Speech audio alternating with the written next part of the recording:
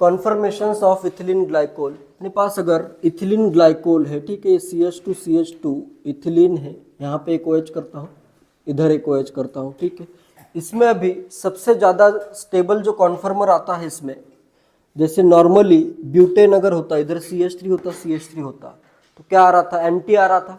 लेकिन यहाँ पे सबसे ज़्यादा स्टेबल होता है, जैसे इधर ये OH है, ठीक है, एक H होगा, दूसरा H होगा। नेक्स्ट इसमें भी क्या है, एक OH है। तो यहाँ पे क्या पॉसिबल है, दो OH ग्रुप में इंट्रामोलिकुलर हाइड्रोजन बॉन्डिंग पॉसिबल है। यहाँ पे क्या हो सकता है, इंट्रा मॉलिक्यूलर, मॉलिक्यूल के अंदर ही हाइड्रोजन बॉन्डिंग, H बॉन्डिंग हो सकती है, ठीक है। तो यहाँ पे सबसे ज़्यादा स्टेबल आता है गॉच कन्फर्मर। यहाँ पे अगर मेरे पास O है और इधर मैं अगर कहीं पे H ड्रॉ कर देता हूँ, तो यहाँ पे क्या होता है, ये हाइड्रोजन बॉन्डिंग होती है इन ग्रुप्स में। हाइड्रोजन बॉन्डिंग के कारण यहाँ पे सबसे ज़्यादा स्टेबल कौन सा होगा, गॉच। इसमें जैसे यहाँ पे सिर्फ OH लिख देता हूँ, ठीक है। ये हाइड्रोजन बॉन्डिंग के कारण सबसे ज़्यादा स्टेबल कौन सा आएगा, गॉच सबसे ज़्यादा स्टेबल होगा, ठीक है। तो ये याद रखना है। यहाँ पे ऐसे कोई भी ग्रुप आ सकता है, जैसे इथिलीन ग्लाइकोल है, इधर CH2 करता हूँ, इधर OH करता हूँ, इधर करता हूँ CH2 एंड Z। यहाँ पे अभी कोई भी हाइड्रोजन बॉन्डिंग वाला ग्रुप अगर है तो सब में क्या करना है, सबसे ज़्यादा स्टेबल कौन सा होगा, गॉच होगा। बाकियों में यहाँ पे स्टेरिक स्ट्रेन डेवलप हो रहा है, रिपल्शन आ रहा है इलेक्ट्रॉन क्लाउड का, लेकिन इसमें क्या हो रहा है, हाइड्रोजन बॉन्डिंग हो रही है, ठीक है, अट्रैक्टिव फोर्स डेवलप हो रहा है। तो यहाँ पे सबसे ज़्यादा स्टेबल है। सिमिलरली ये Z अगर कुछ भी आ सकता है, Z इक्वल टू जैसे इथिलीन ग्लाइकोल के लिए क्या है, OH ही है। यहाँ पे फ्लोरीन भी हो सकता है, OCH3 भी हो सकता है, या फिर NH2 भी हो सकता है। हाइड्रोजन बॉन्डिंग जो शो कर सकता है वो सब ग्रुप आएंगे, ठीक है। अल्डिहाइड हो सकता है, कार्बोक्सिलिक एसिड हो सकता है। इस टाइप के हाइड्रोजन बॉन्डिंग वाले अगर ग्रुप आते हैं तो इसमें क्या करना है तुम्हें, सबसे ज़्यादा स्टेबल क्या होगा, उसमें गॉच होगा, ठीक है। नेक्स्ट स्टेबल क्या होगा फिर, गॉच के बाद एंटी होगा। इक्लिप्स वाले तो कभी भी ज़्यादा स्टेबल हो ही नहीं सकते, इक्लिप्स में टॉर्जनल स्ट्रेन होता है, इक्लिप्स वाले हमेशा लेस स्टेबल ही रहेंगे, ठीक है। ये अच्छे से याद रखो, इक्लिप्स और स्टैगर्ड में इक्लिप्स वाले हमेशा लेस स्टेबल होते हैं, ठीक है। स्टैगर्ड वाले हमेशा ज़्यादा स्टेबल होते हैं, ठीक है। स्टैगर्ड मोर स्टेबल, ये सब केसेस के लिए वैलिड है, ठीक है, क्योंकि इसमें इक्लिप्स में क्या आता है, टॉर्जनल स्ट्रेन आता है, तो ये हमेशा लेस स्टेबल होंगे। तो सबसे ज़्यादा स्टेबल इसमें गॉच आएगा। नेक्स्ट अगर सेकंड स्टेबल पूछा है कॉन्फर्मर तो वो एंटी आ जाएगा, फिर इक्लिप्स वाले आएंगे, ठीक है। इक्लिप्स में भी फुल्ली इक्लिप्स भी इसमें लेस स्टेबल ही होगा, ठीक है। पार्शियली इक्लिप्स भी लेस स्टेबल होगा, फुल्ली इक्लिप्स भी लेस स्टेबल होगा। इसके अगर ऐसे एनर्जी पे क्वेश्चन नहीं आते हैं कि एनर्जी का अरेंज करो, ऐसे क्वेश्चन नहीं आते हैं। क्वेश्चन आता है मोस्ट स्टेबल का, ठीक है, मोस्ट स्टेबल कौन सा है, इस पे क्वेश्चन आता है। या फिर इस टाइप का भी क्वेश्चन आता है कि 3 कॉन्फर्मेशंस दिए हैं, उसमें एनर्जी कंपेयर करो या स्टेबिलिटी कंपेयर करो, इस टाइप का क्वेश्चन आता है, ठीक है। जैसे इसी क्वेश्चन पे बेस्ड एक जेईई मेंस का क्वेश्चन है, ये क्वेश्चन आया था, increasing order of stability among the 3 main conformers eclipse, anti and gauche of two fluoroethanol is. अभी ये क्वेश्चन है 2006 AIEEE 2006 में क्वेश्चन आया था। Increasing order of stability, stability का ऑर्डर बताना है तुम्हें। स्टेबिलिटी अमॉन्ग द 3 मेन कॉन्फर्मेशंस, कौन कौन से दिए हैं कॉन्फर्मेशंस, इक्लिप्स दिया है, एंटी दिया है एंड गॉच दिया है, ऑफ 2-फ्लोरोइथेनॉल। 2-फ्लोरोइथेनॉल क्या है, 2-फ्लोरो, ये होगा CH2, इधर ये OH, इथेनॉल हो गया, इधर 2 पे क्या आ गया 1, 2-फ्लोरोइथेनॉल। स्टेबिलिटी मैक्सिमम किसकी होगी, या स्टेबिलिटी का ऑर्डर बताओ। सबसे ज्यादा स्टेबल कौन सा होगा, गॉच होगा, गॉच सबसे ज्यादा स्टेबल। नेक्स्ट एंटी आएगा, ठीक है। और सबसे लीस्ट स्टेबल क्या आएगा, इक्लिप्स लीस्ट स्टेबल होगा, इसमें टॉर्जनल स्ट्रेन है, ठीक है।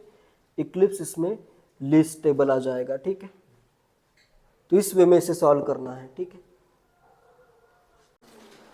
Draw the stable conformer of y CHD y when, पहला पार्ट क्या है, ए पार्ट करता हूं, when y equal to CH3 है and rotation is about C2 and C3 है। ठीक है, C2 और C3 के अराउंड रोटेशन होगा।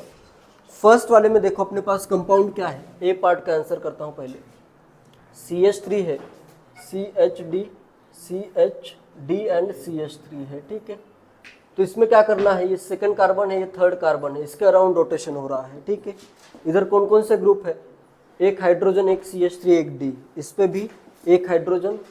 इसका अगर मैं मेजो ड्रा करूं, ठीक है, तो मेजो कैसे आएगा, D के साथ D, H के साथ H और इधर ये CH3 के साथ CH3, मेजो फॉर्म इस वे में आ रहा है। ठीक है, मोस्ट स्टेबल के लिए क्या करना पड़ेगा, ये CH3 और CH3 क्या करने पड़ेंगे, एक दूसरे के एंटी में होंगे। ठीक है, तो यहाँ पे इसका मोस्ट स्टेबल के लिए ये CH3 क्या आना चाहिए, एंटी में। इधर अगर एक CH3 है तो दूसरा CH3 यहाँ पे आना चाहिए। फिर इधर मैं करता हूँ D और H, अभी इसको मेजो है ये। ठीक है, तो मेजो में क्या होगी, प्लेन ऑफ सिमेट्री होगी या फिर सेंटर ऑफ सिमेट्री भी हो सकती है। तो यहाँ पे अगर ये दो बॉन्ड्स है तो मैं D कहीं पे भी और H कहीं पे भी ड्रॉ कर सकता हूँ क्या, नहीं कर सकता हूँ। ठीक है, तो यहाँ पे मैं D इधर ही ड्रॉ करूँगा और H यहीं पे ड्रॉ करूँगा, जिससे इसको अगर मैं पीछे वाले को अगर मैं 180 डिग्री से रोटेट कर दूँ तब उसमें प्लेन ऑफ सिमेट्री आ जाएगी। ठीक है, ये D अगर तुम यहाँ पे ड्रॉ करते हो तो वो मेजो नहीं होगा। ये सबको क्लियर है, मेजो के लिए इसी वे में D और H ड्रॉ करने पड़ेंगे। ठीक है, तभी ये क्या होगा, जैसे इसमें डायरेक्टली सेंटर ऑफ सिमेट्री भी आ रही है। ठीक है, या पीछे वाले को 180 डिग्री से रोटेट करोगे तो उसमें प्लेन ऑफ सिमेट्री भी आ जाएगी। ठीक है, नेक्स्ट क्या करना है अपने को, नेक्स्ट बी पार्ट में क्या दिया है, when y is equal to OH and rotation about C1 and C2। तो नेक्स्ट कंपाउंड क्या बन रहा है इधर, CHD OH। इसमें भी क्या है, इसका भी अगर मेजो ड्रॉ करना है तो क्या करना पड़ेगा, इधर अगर मैं लूँ OH, इधर आएगा D H, इधर आ जाएगा OH। ठीक है, इधर भी अभी देखो, यहाँ पे अभी क्या करना है अपने को, स्टार्टिंग वाला मैं ड्रॉ कर देता हूँ। ठीक है, फर्स्ट वाला एक OH, एक D और एक H। नेक्स्ट के बॉन्ड क्या आएंगे, ऐसे आएंगे। OH कहाँ पे लूँ अभी, गॉच पे, ये OH गॉच पे लोगे तभी क्या होगा, ये मोस्ट स्टेबल आएगा। ठीक है, नेक्स्ट अभी D कहाँ पे आएगा, यहाँ पे या यहाँ पे, ऊपर या नीचे, नीचे आएगा। ठीक है, तभी ये क्या होगा, मेजो होगा। जैसे इसको अगर रोटेट करूँ मैं 60 डिग्री से, पीछे वाला D के पीछे D, OH के पीछे OH, H के पीछे H, तभी ये मेजो होगा। ठीक है, तो ये ध्यान रखना है। तो यही क्या है, इसका मेजो फॉर्म है। इनकी पोजीशन चेंज होती है तो ये मेजो नहीं रहेगा। फिर मेजो चेक करना इजी है, रोटेट करो, कोई भी सेम ग्रुप पे लेके आओ। दो ग्रुप अगर सेम है एक दूसरे पे लेके आओ, फिर बाकी के ग्रुप भी ऐसे सेम अगर आ रहे हैं, ओवरलैप अगर हो रहे हैं तो उसमें प्लेन ऑफ सिमेट्री आएगी, फिर वो क्या होगा, मेजो फॉर्म होगा। ठीक है, कि गॉच इफेक्ट क्या है, in lone pair containing compound the bulkier group should be placed at gauche with respect to lone pair. Lone pair के रेस्पेक्ट में बल्कियर ग्रुप को कहाँ पे रखना है, गॉच में रखना है। क्यों रखना है, क्योंकि जो लोन पेयर होते हैं उसका रिपल्शन जो है वो मिनिमम होता है। ठीक है, यहाँ पे किस चीज़ की बात चल रही है वो समझ लो पहले। तो N है, NH2 करता हूँ इधर, और इधर मैं लेता हूँ CH2 और इधर ये CH3 है। ठीक है, इनके अलाउंग मैं कॉन्फर्मेशंस देखता हूँ। ठीक है, सिग्मा बॉन्ड है, ये सिग्मा बॉन्ड के अराउंड रोटेशन पॉसिबल है, तो इसके मैं अलग अलग कॉन्फर्मेशंस ड्रॉ करता हूँ। ये नाइट्रोजन किस किस से बॉन्डेड है, दो तो हाइड्रोजन है और एक इधर बॉन्ड है कार्बन के साथ, और एक क्या है इस पे लोन पेयर है। ठीक है, तो मैं क्या करता हूँ, नाइट्रोजन को ड्रॉ करता हूँ आगे। ठीक है, नाइट्रोजन की क्या क्या है, दो तो बॉन्ड है, इधर मैं बॉन्ड्स उसके ड्रॉ कर देता हूँ। ठीक है, एक इधर मैंने हाइड्रोजन ड्रॉ किया, या हाइड्रोजन इस डायरेक्शन में ड्रॉ करता हूँ, एक हाइड्रोजन दूसरा हाइड्रोजन और तीसरा क्या है, लोन पेयर है। ठीक है, क्लियर है। फिर पीछे का जो ये कार्बन है इसको मैं ऐसे सर्कल से ड्रॉ करता हूँ। ठीक है, इस पे अभी क्या है, एक मिथाइल, दो हाइड्रोजन, इस पे है एक मिथाइल, एक बार ये मिथाइल इधर ड्रॉ करता हूँ, एक मिथाइल है और दो क्या है, हाइड्रोजन है। ठीक है, ये एक पॉसिबिलिटी हो गई। ठीक है, नाइट्रोजन आगे है, ये सर्कल वाला कार्बन पीछे है। ठीक है, सेकेंड अभी इसको रोटेट करता हूँ, पीछे वाला मैं रोटेट करता हूँ 120 से। ठीक है, ये CH3 यहाँ पे आ जाएगा। ठीक है, तो यहाँ पे नाइट्रोजन का सेम रखो, H है, सेकेंड H, और इधर क्या है, लोन पेयर है। फिर पीछे का जो कार्बन है इसको मैंने रोटेट किया 120 डिग्री से, ऐसे इधर रोटेट कर दिया। ठीक है, तो यहाँ पे आ गया CH3 और यहाँ पे होगा एक हाइड्रोजन, यहाँ पे होगा दूसरा हाइड्रोजन। तो यहाँ पे ये जो लोन पेयर के साथ स्टेरिक रिपल्शन आता है ना, तो लोन पेयर का स्टेरिक रिपल्शन सबसे कम होता है। ये सेम एटम पे बात नहीं चल रही है। तुमने वेस्पर थ्योरी में क्या पढ़ा है, लोन पेयर का रिपल्शन ज़्यादा होता है, फिर लोन पेयर बॉन्ड पेयर का, फिर बॉन्ड पेयर का। वो किस पे होता है, सेम एटम पे होता है। ठीक है, वेस्पर थ्योरी में एक एटम पे देखा जाता है, एक ही एटम पे। इधर ये एटम और पीछे का एटम अलग है, पूरा डिफरेंट है। यहाँ पे वेस्पर थ्योरी से कुछ लेना देना नहीं है। यहाँ पे अपन स्टेरिक रिपल्शन देखेंगे। यहाँ पे भी लोन पेयर का रिपल्शन मिनिमम है, हाइड्रोजन का भी रिपल्शन कम ही होता है। ये अगर CH3 इधर है और यहाँ पे CH3 यहाँ पे है, इसका रिपल्शन ज़्यादा होता है। ठीक है, तो यहाँ पे अगर ये मिनिमम रिपल्शन वाला ग्रुप अगर आता है तो इन दोनों में ज़्यादा स्टेबल कौन सा होगा, फर्स्ट या सेकेंड? यहाँ पे लोन पेयर और CH3 किस में है, एंटी में है। यहाँ पे लोन पेयर और CH3 किस में है, गॉच में है। तो यहाँ पे क्या होगा, इसका रिपल्शन मिनिमम है। यहाँ पे CH3 का रिपल्शन किस किस के साथ होगा, दो हाइड्रोजन के साथ। यहाँ पे CH3 का रिपल्शन किसके साथ होगा, एक लोन पेयर एक हाइड्रोजन। ये वाला रिपल्शन जो आ रहा है वो क्या है, मिनिमम है, कम है। तो यहाँ पे स्टेरिक स्ट्रेन भी क्या आएगा, कम आएगा। तो ये क्या हो जाएगा, ज़्यादा स्टेबल। तो ये आ जाएगा मोर स्टेबल। ठीक है, इसी को क्या कहते हैं, इधर ये मिनिमम रिपल्शन आ रहा है, इसी को क्या कहना है, गॉच इफेक्ट, मिनिमम रिपल्शन। नेक्स्ट, और अगर मैं कुछ ड्रॉ करूँ, जैसे अगर मेरे पास है CH3 CH2 OH। ठीक है, ऑक्सीजन पे होंगे दो लोन पेयर। ठीक है, यहाँ पे मैं क्या करता हूँ, आगे ड्रॉ करता हूँ ऑक्सीजन। ठीक है, स्मॉल ये ऑक्सीजन है, इसके जैसे मैंने यहाँ पे ड्रॉ कर दिया एक हाइड्रोजन और इधर ड्रॉ करता हूँ दो लोन पेयर्स। ठीक है, नेक्स्ट पीछे का जो कार्बन है वो ऐसे होगा, पीछे का कार्बन ब्लू से ड्रॉ कर देता हूँ। पीछे का कार्बन है ये वाला कार्बन, ये मैंने ऐसे ड्रॉ किया ब्लू से। नेक्स्ट यहाँ पे क्या है, इस पे दो हाइड्रोजन एक CH3। एक बार मैं यहाँ पे लेता हूँ CH3, यहाँ पे H और इधर H। सेकंड में क्या करता हूँ, इसको रोटेट करके CH3 इधर लेके आता हूँ। ठीक है, तो यहाँ पे क्या होगा, नेक्स्ट ऑक्सीजन है, ये इसको ऐसे ही रखो, पीछे वाला रोटेट करो। ठीक है, तो यहाँ पे पीछे का कार्बन अभी ड्रॉ करता हूँ ब्लैक से। तो इधर आ गया ये CH3, इधर होगा H, इधर होगा H। तो इसमें अभी कौन सा ज़्यादा स्टेबल आएगा, सेकेंड वाला ज़्यादा स्टेबल होगा। इधर भी ये गॉच इफेक्ट, मिनिमम रिपल्शन, इधर भी मिनिमम रिपल्शन। तो ये क्या हो जाएगा, दो इसमें गॉच ऐसे इफेक्ट आ रहे हैं। ठीक है, तो ये क्या होगा, मोर स्टेबल।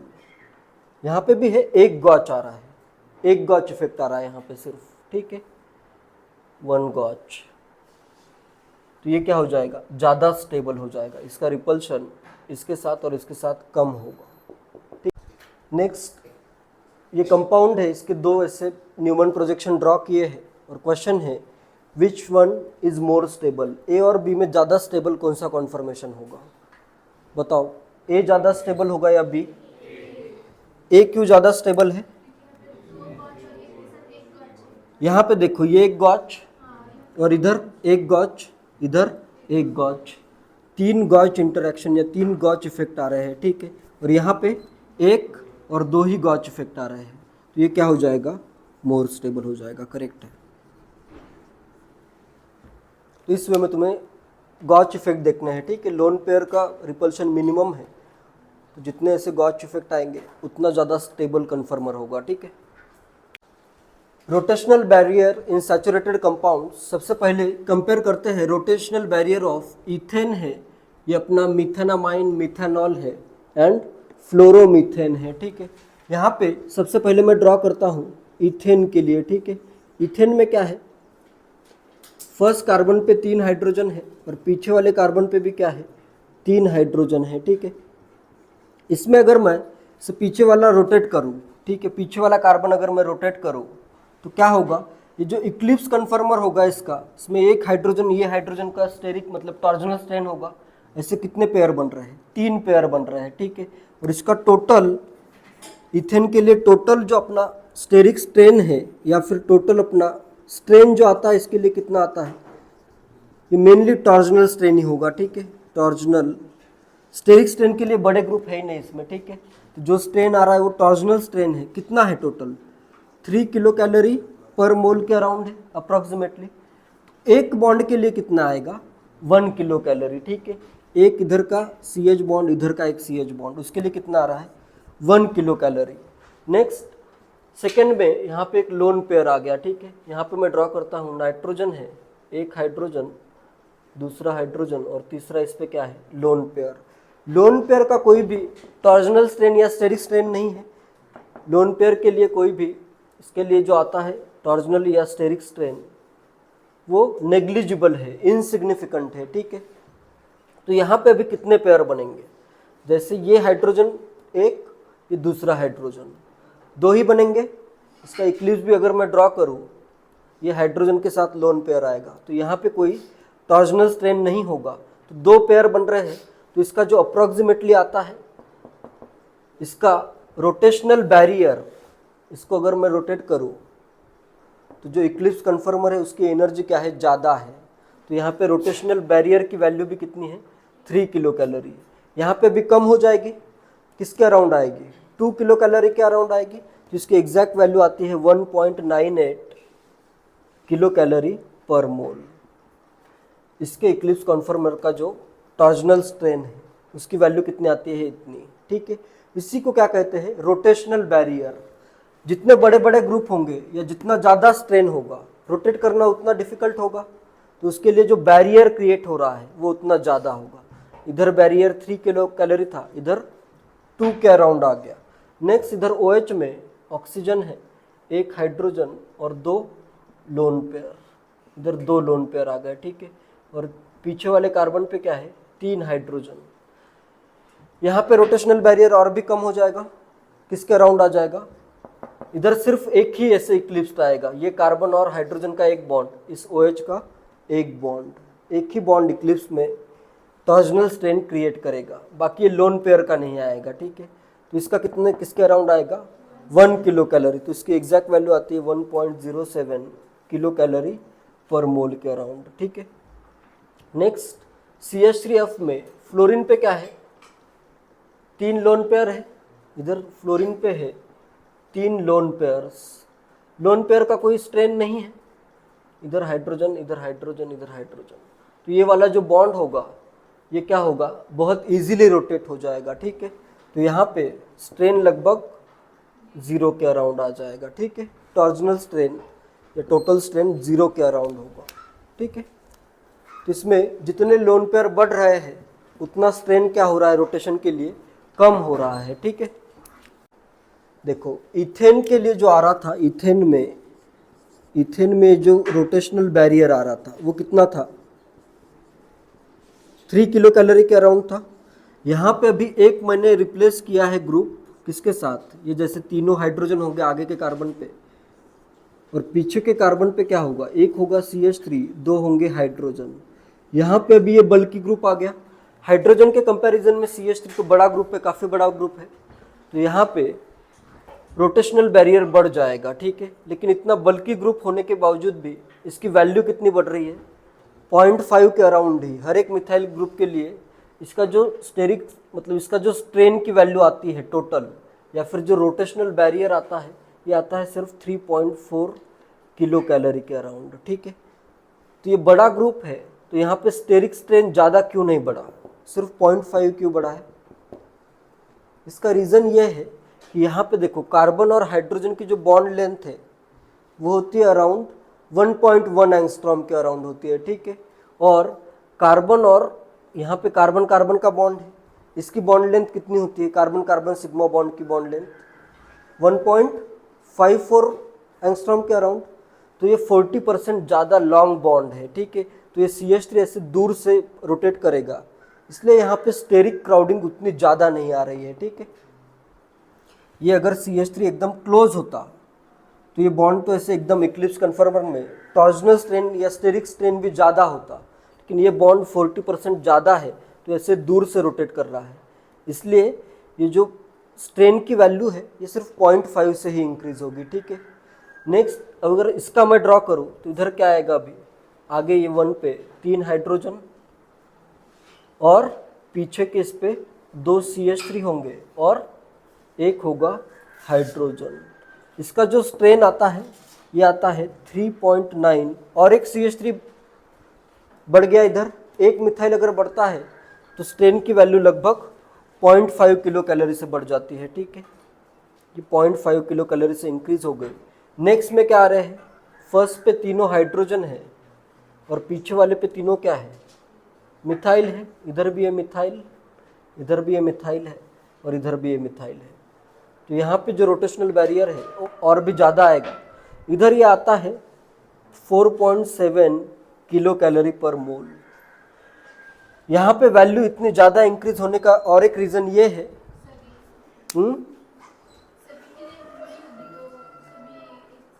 नहीं नहीं नहीं, वो लेंथ का तो लॉजिक सिर्फ 0.5 बढ़ रहा है इसके लिए है, ठीक है। नॉर्मल हाइड्रोजन का भी अगर टॉर्जनल स्ट्रेन है वो 1 किलो कैलोरी के अराउंड है, ठीक है। यहाँ पे अभी ये वैल्यू 0.5 नहीं बढ़ी, बहुत ज़्यादा बढ़ गई। कितनी बढ़ी है, 0.8 बढ़ी है, ठीक है। इसका रीज़न ये है कि यहाँ पे देखो ये CH3 ये हाइड्रोजन है, तो इधर क्या हो सकता है, ये बल्कि ग्रुप अपना एंगल बढ़ा सकते हैं इस एंगल को स्मॉल करके। हाइड्रोजन का जो एंगल है, बल्कि ग्रुप हो 2 और एक लेस बल्कि ग्रुप हो, तो यहाँ पे क्या हो सकता है, इन दोनों CH3 का जो एंगल है, इन दोनों CH3 का ये थोड़ा सा ज़्यादा होगा। तो यहाँ पे एंगल अगर बढ़ता है तो स्ट्रेन क्या हो जाएगा, कम हो जाएगा। यहाँ पे भी ये वाला जैसे हाइड्रोजन में एंगल कम होगा, CH3 और हाइड्रोजन में एंगल ज़्यादा होगा, ठीक है। तो इधर भी स्ट्रेन कम आ रहा है, लेकिन यहाँ पे तीनों ग्रुप क्या है, CH3, तो यहाँ पे एंगल बढ़ नहीं सकता है, ठीक है। जैसे ये वाला कार्बन है, इधर ये तीनों ग्रुप देखो, CH3 है, ये भी CH3, तो यहाँ पे एंगल तो क्या हो गया, ये भी इधर वाला भी CH3 है, एंगल तो यहाँ पे क्या हो गया, फिक्स हो गया। 109.5 डिग्री एंगल यहाँ पे फिक्स हो गया है, ठीक है। तो यहाँ पे ऐसे ये वाले जो बॉन्ड्स है ये ऐसे बेंड मतलब और ये एंगल इंक्रीज नहीं कर सकते हैं, यहाँ पे कर सकते हैं, यहाँ पे नहीं कर सकते हैं, इसलिए यहाँ पे स्ट्रेन क्या आ रहा है, इनके रिलेटिव में और भी ज़्यादा आ रहा है, क्योंकि ये जो बॉन्ड्स है ये एंगल फर्दर इंक्रीज नहीं कर सकते हैं, ठीक है। यहाँ पे इनका जो एंगल है ये इंक्रीज हो सकता है, उससे थोड़ा सा स्ट्रेन कम हो रहा है। इधर ये फिक्स एंगल आ रहा है, इसलिए स्ट्रेन ज़्यादा है, ठीक है। JEE एडवांस 2021 में एक क्वेश्चन आया था, among the following the conformation that corresponds to the most stable conformation of mesobutane 2,3 diol is. Mesobutane 2,3 diol का मोस्ट स्टेबल कॉन्फर्मेशन इसमें से कौन सा होगा, क्या लग रहा है आंसर, सी। सबको अलग अलग आंसर लग रहा है क्या, ए वाले हैंड रेज करो, ए जिसको लग रहा है वो तो बिल्कुल ही, ये तो कॉमन सेंस है। OH गॉच यहाँ पे इंटरमोलिकुलर मतलब इंट्रामोलिकुलर हाइड्रोजन बॉन्डिंग होगी नहीं इसमें तो, ठीक है। ये तो ऑप्शन वैसे ही चला गया, ठीक है।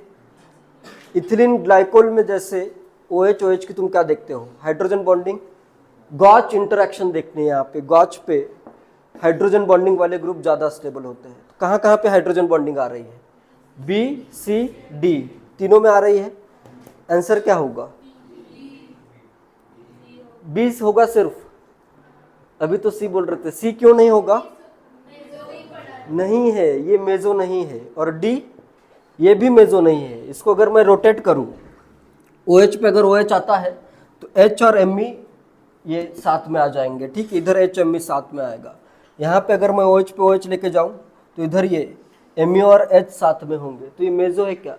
नहीं है, ये वाला नॉट मेजो। ये भी मेजो नहीं है और ये भी मेजो नहीं है, तो ये तो ऑप्शन हो ही नहीं सकते।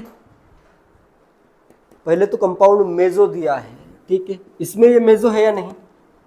ये मेजो है। देखो इसको OH पे अगर मैं OH लेके आऊँ, आगे वाला रोटेट कर देता हूँ, OH पे अगर मैं OH लेके आऊँ तो Me पे Me आ जाएगा, H पे H आ जाएगा, ये वाला मेजो है। लेकिन इधर क्या हो रही है? हाइड्रोजन बॉन्डिंग नहीं हो रही है, ठीक है, इंट्रामोलिकुलर हाइड्रोजन बॉन्डिंग नहीं हो रही है। ये वाला मेजो है। ये पीछे वाला रोटेट कर देता हूँ मैं ऐसे 60 डिग्री से, तो OH इधर आ गया, Me इधर आ गया, तो ये मेजो भी है और इसमें क्या है, ऐसे हाइड्रोजन बॉन्डिंग भी होगी, ठीक है, आंसर आ जाएगा बी। ऐसे गड़बड़ में ये नहीं करना है कि इधर हाइड्रोजन बॉन्डिंग दिख रही है तो सी आंसर होगा, डी आंसर होगा। पहले तो चेक करना है मेजो है या नहीं, ठीक है, फिर बाद में ऑप्शंस चूज करना है, ठीक है, तो आंसर हो जाएगा बी।